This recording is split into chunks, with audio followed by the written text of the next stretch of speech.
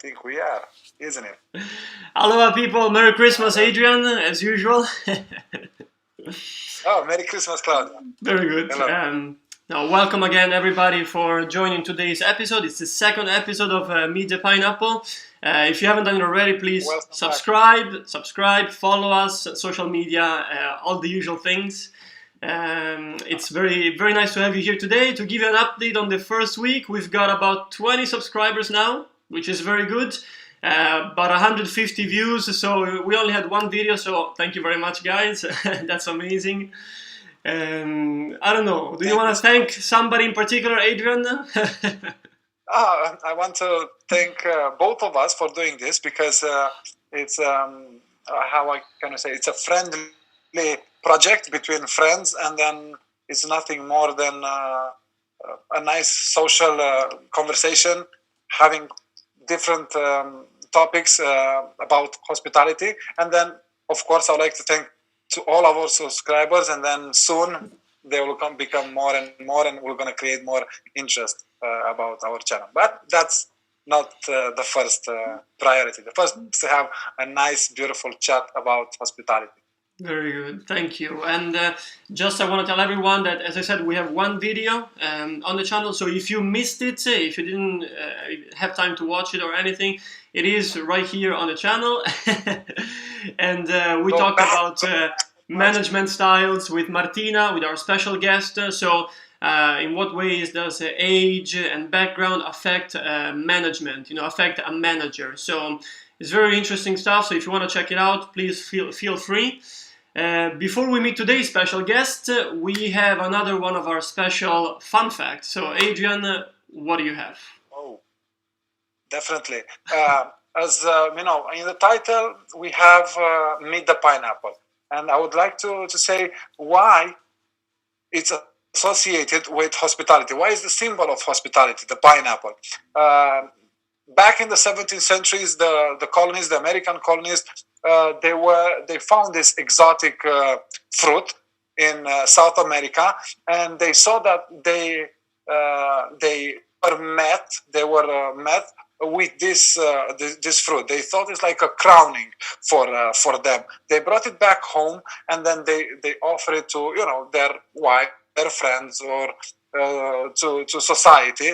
They offer it back, and it's always a connection between that warm place, that lovely and welcoming, beautiful place, exotic place.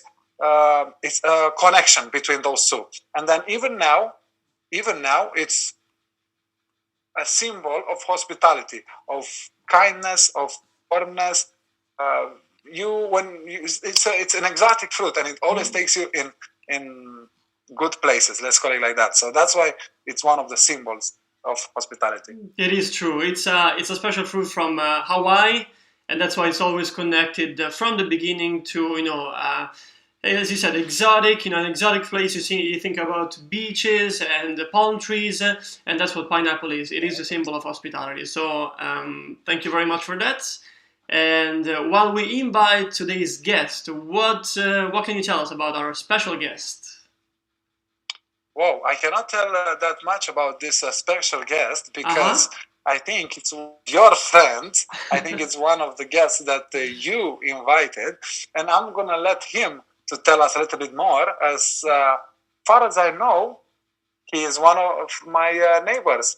He's from a country that is neighbor to my home country, so I'm sure we can connect in some situations. And let's remind people, what is your home country? Oh, I'm from Romania. Okay, so let's we can let people think about countries nearby Romania and think which one it could be. So he's coming on right now. Yeah. So I will introduce him just a little bit as soon as he comes up. His name is Marko. Here he goes right here. Hello, Marko. Hello, nice to have you, Marko. Hello. Hi, everyone. So this is wonderful Marko, and he's from Serbia. Right now he's in Belgrade, Serbia. Right, unless he's moved again, I don't know. I just didn't hear you from the beginning, so if you can repeat, that would be great because I wasn't just connected to that. No, I'm sorry, we can't do that. It's a bit of a secret. I didn't hear if it was a question towards me or anything, so that's why I just. No, so Marko is a lovely guest from Serbia, and just let's do one thing. Tell us a little bit about yourself. 1 minute, 2 minutes, an introduction, your experience, your story. Go ahead, shoot. Hi everyone. First of all, my name is Marko. I'm from Serbia, as you heard. I am a conference and event manager. So basically, I started my career as a waiter. So I was stepping up the ladder. I was for about 2 years a waiter. So then I was promoted to a conference and events, which was my goal, obviously, which I worked hard for. And then after 3 years of hard work, I was promoted to manager, which was my main target. So which was my goal in hospitality, basically. Where was this? What country was this in? Where were you working? I started in UK, so I did my whole hospitality job in UK. So basically, I started there as well. First, I lived in London. I was working in several hotels. I was working from agencies, so I went basically every day to another hotel. So I was doing that for about 8 to 9 months. I settled down in one of it's called Compton Tara in London. It's a 1,000 bedroom hotel. I was doing their conference. So I was there for about a year or so. And then from there I moved to Reading, to Hilton Reading. So I was there about a year as a waiter, and then I was promoted to a supervisor. And then there I was working 3 years as a supervisor, and then I moved to another hotel to become manager. So that was another hotel where I achieved the other role which I was working for. Amazing experience. I would like pop in and then ask the first question if it's possible, because I'm curious. You've said that you've moved around through different companies, different hotels. In some places you've moved, let's say, over a year. In some places you've moved day by day. And my first question would be, and I'm curious, as honest as you can be, how made you feel changing every day? I'm not talking, okay, you've been into a place for a year, you've done your experience, you've done your promotion, you've done all of that, but I'm curious more to find out how made you feel the idea of changing every day. Every day you had to be in a different hotel, in a different maybe restaurant, in a different place every single day. Well, at the beginning, that was actually interesting and challenging at the same time, because I didn't speak English at all. So I was just starting from the scratch. Even before this hospitality, I was working in a factory where I couldn't learn much of English, as we, just doing our thing, and you can't speak much. So I just decided to move to hospitality as I wanted to learn English. So it was funny at the beginning, because funny and fun as well at the same time, because you have to move literally every day to another hotel, so you see just every day new people. So I met million new people. So it was funny, and time to time, visiting back some places. Actually there was at the beginning I was going each day for another hotel, but then afterwards, after few months or so, then there are hotels that like the way you work, how dedicated you are and on, and then they call you back. So after that, I was visiting. Let's say I was working in 2 or 3 hotels constantly. So I was working 3-4 days here, 3-4 days there. But more or less, I had like 2 or 3 hotels where I was working most of the time. So after it makes it easy, but it's fun, because every place it looks different. It has different systems. So it's good to learn and experience things that you can use afterwards, and you can give advice to people and suggest things how to do, because you see how many systems there are, and then you choose the one that suits you the most, and then you just carry on and doing the way that you learn and you think that is the best way. Oh, that's Thank you so much. That's good. I think all the three of us have had the same experience. In terms of traveling, in terms of trying different workplaces, different experiences we all had, but they connect in a way. So what I'm curious about, maybe you can share with the audience, with everyone, is you've worked basically for an international hotel in this case, and you've also worked for a local, like an individual hotel. So first of all, if you have a preference, which one was best for your type of person, and then like pros and cons, what are the differences between the two? Yeah, it is.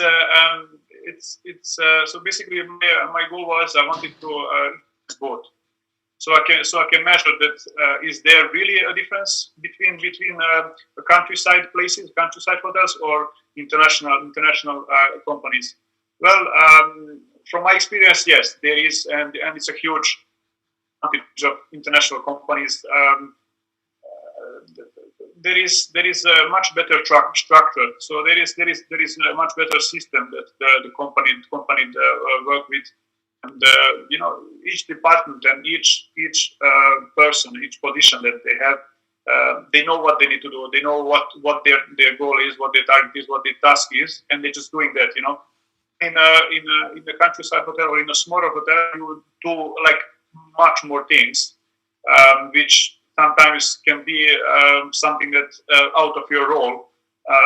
For example, I was a conference and marketing manager at a new place that I mentioned, and then let's say reception had to go somewhere, and there is only one receptionist at the desk, and I had to cover the reception, which I was shown like, let's say one time, how to check in and on, but it's still a serious thing, like comes to you and then you just have to check in the guest, and you're not a receptionist, and I never worked a single shift at reception, that's a quite difficult and tricky thing. Obviously, if they ask me some more, things about the room and about the price, and if they can stay for days, Jesus, I have no idea, So these things wasn't really comfortable when I had to cover, shifts of others, which at department which is not mine, I'm not knowing much about.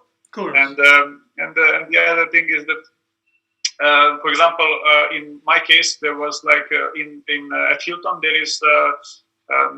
Separated departments. Each department does their own thing. Let's say F&B is a food and beverage, and then there is a restaurant, and there is a conference and events team. Yeah. So basically, it was split in Hilton. So we had two teams, So if there was a bigger event on either side, we obviously helped each other out, and we sent some stuff over. We went over as well, so we just covered each other, which was perfect. But still there was a structure, and there was a system that who belongs to what department, So which was another case at the countryside place, because there is F&B, so the conference and events and the restaurant was one team, and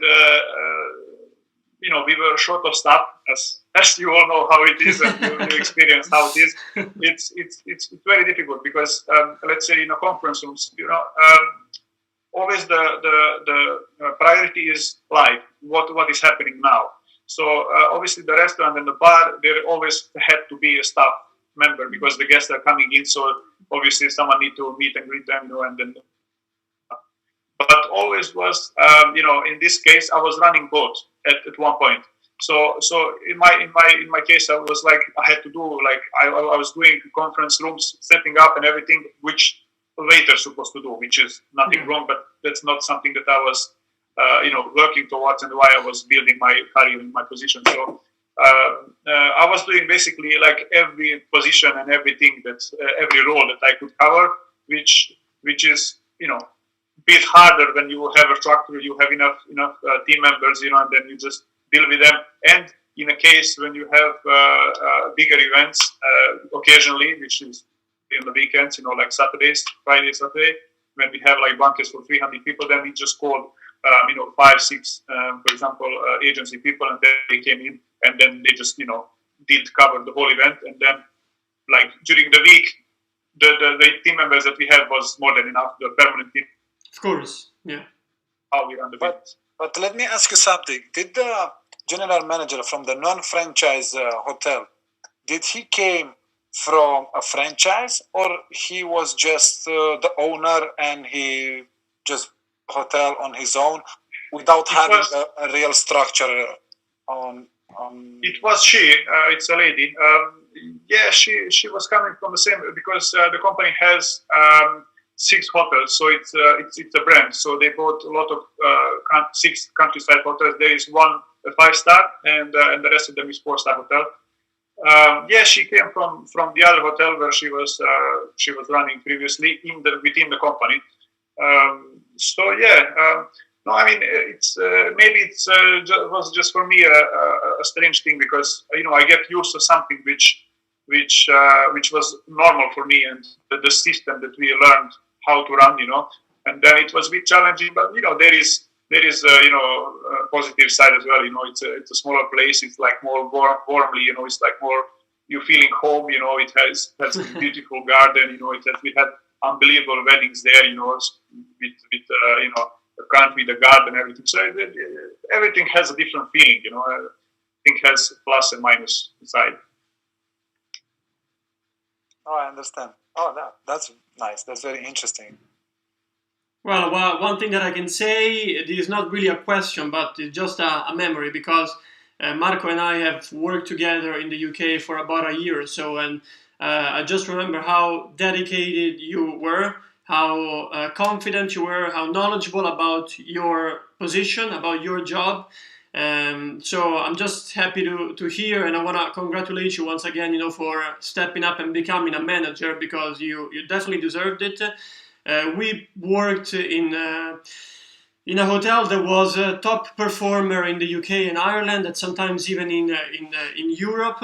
So it was not an easy situation for us sometimes. And I just remember, watching you at times and feeling your pain. So I just wanted to say well done once again for your promotion finally. Thank you so much. Thank you.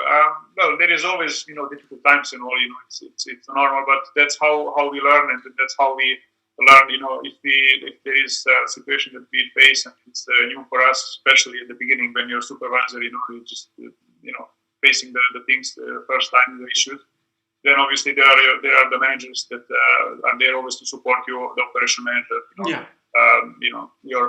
Your management. So you can always ask for ideas, for some support, and they're always there to support. So it's always manageable if you have a good team and good colleagues, helpful colleagues. One thing that I wanted to ask you, this is just a curiosity. Yeah, it's sometimes people, when they go to an event, 200-300 people attending this event. It's a huge ballroom. It's a lot of people in there, and maybe you've spent a whole day with your team setting up and working behind the scenes non-stop for 10 hours or something, just to prepare for that event. And from the other side, so one person attending the event, they walk in, they are welcomed with a glass of prosecco. They go and sit down and they just enjoy the evening. What is like the craziest thing that you can tell them that they would have no idea? The whole day has gone by and you've been there preparing everything. What is something that me as a guest I would never imagine that goes on behind the scenes? Like honestly, okay. But just tell us if there was a situation when. Please be honest and tell us if there was a situation when, like, literally, you had 15 plates dropped on the floor and you had to shout or something. You've done something that you regret or something like that. That's exactly the share. Basically, we were on these big events of 300 people, and they have obviously 3-course meals. Yeah, and we were serving, the first course, clearing, the second, and the main course. And then we get to the desserts, and we just had 50 plates out of 300 in the whole kitchen. Just gone. And they had no backup of those things, obviously, that people ordered. So what we done was we had a nice ladies, nice colleagues.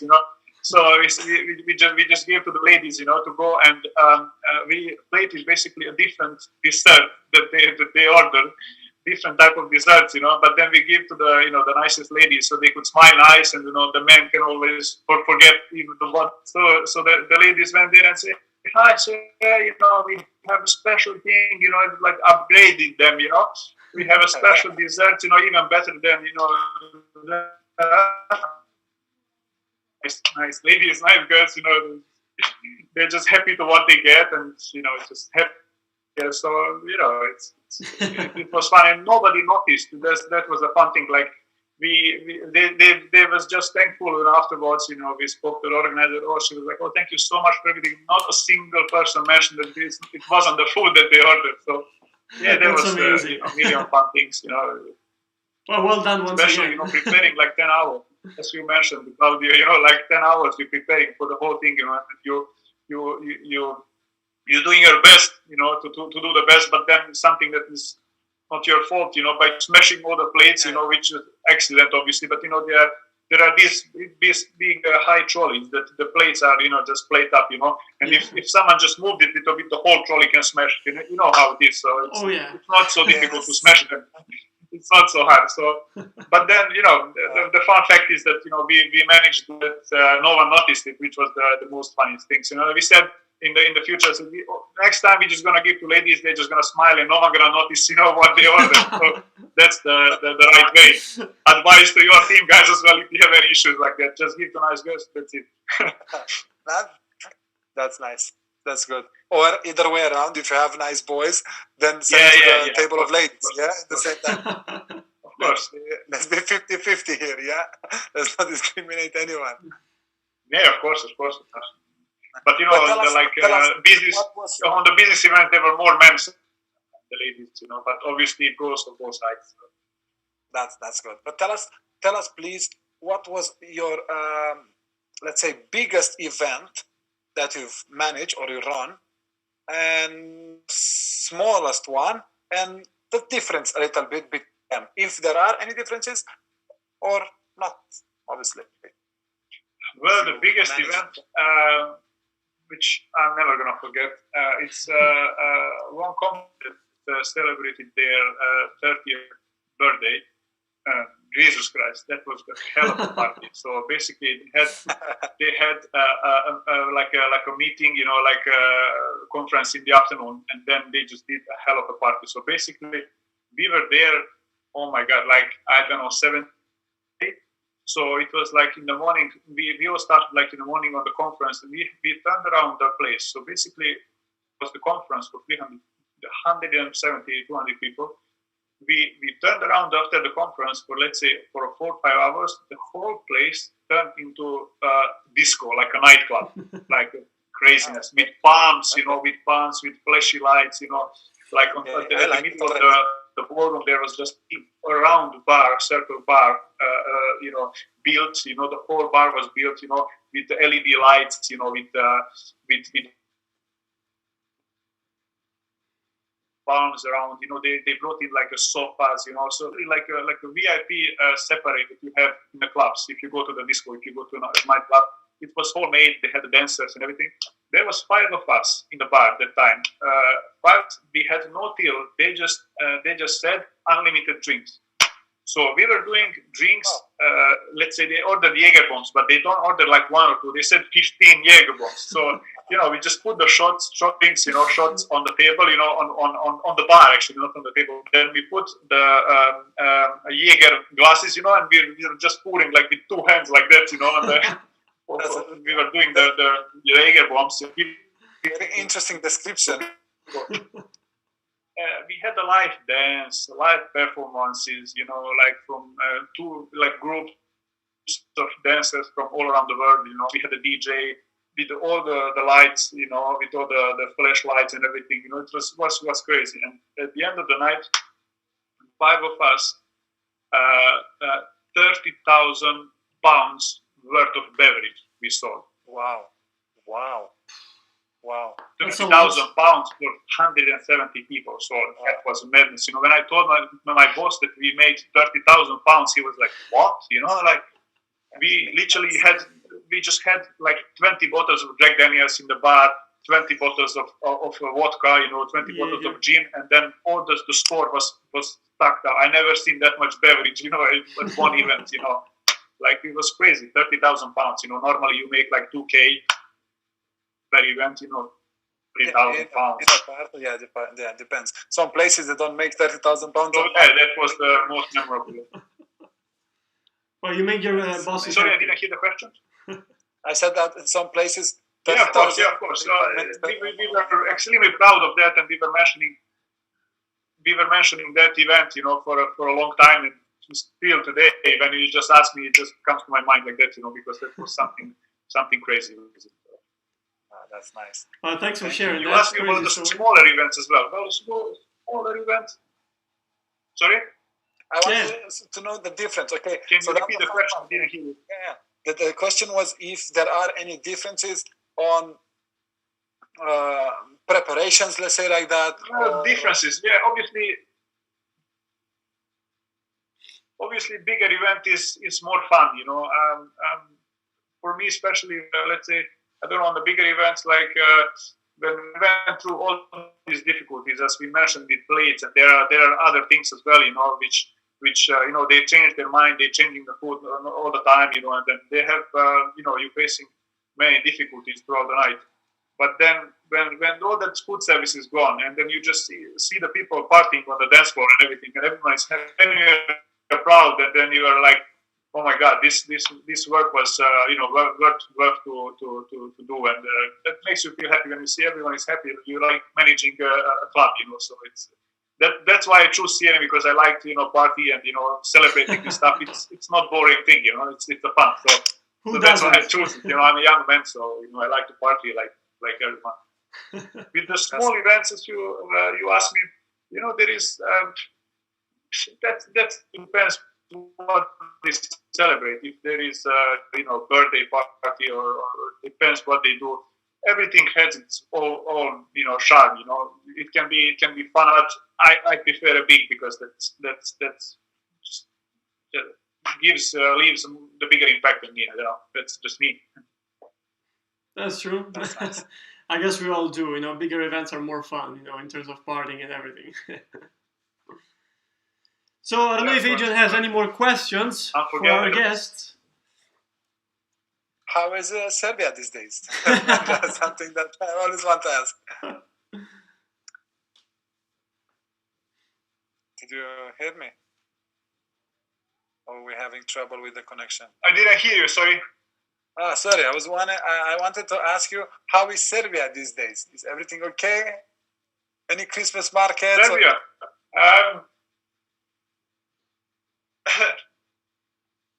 Tough question.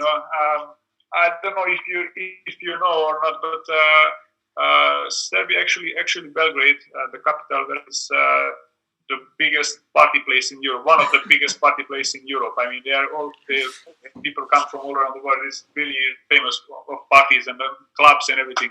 We have even piers on the river, which are basically like a houses built on the river, and then there is a big big clubs on the river. So it's a hell of a party here. But at the moment, it's all stop. It's not much to do. Do you want our audience to know that you are single and you're going for a party? Do you want our audience to know that you are single and you go for a party? I am.